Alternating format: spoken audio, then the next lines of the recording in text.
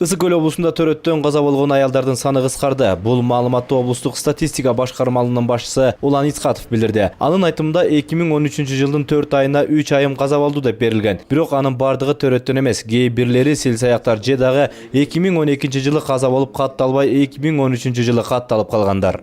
Былтыркы 2013 жылга салыш 2013 жылы 3 энелер каза болсо, быйылкы жылы 4 айга 1 адам катталган. Айымдардын өмүрүнө коркунуч туудурган төрөт учуру. Ак Суу райондук ооруканасынын төрөтү энелердин өмүрүн сактоодо алдын алуу иштерине даярдыктары бар. Бул система менен биздин аялдардын аман калышына аябай көп себеп бар.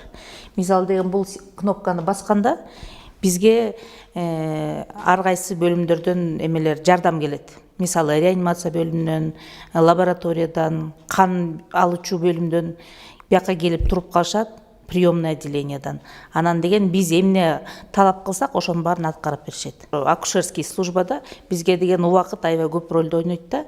Канчалык бат аялга жардам берсек, ошончолук биз бат аны өлүмдөн сактап калабыз. Асел Дүйшөбаева 6 баланын энеси. Анын айтымында 6 баласын төрөгөн оор болду. Өзүнүн кан басымы жогору, кан аз болсо дагы төрөт учурунда ак халатчандар жеңил төрөт алышкан. Кече 3-үндө төрөдүм. Капельница менен төрөп көп кан кеткен үчүн эже аман эсен төрөт алды, Айнур эже.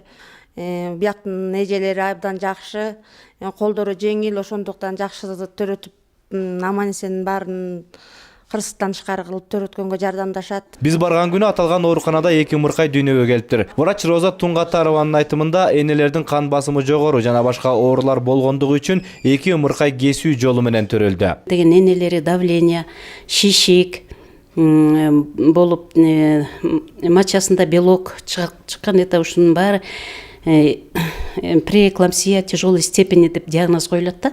Мына ошол себептен бул 2 балатан кесарево жолу менен төрөлдү. Себеби кесарево жолу менен төрөлбөгөн убакта энелердин өмүрүнө коркунуч келип калмак. Энелердин ал акыбалы азыр жакшы, азыр реанимация ургалдуу бөлүмүндө жатышат. Экөө тең эстерине келип, жакшынакай азыр балдарын алып барып эмизебиз.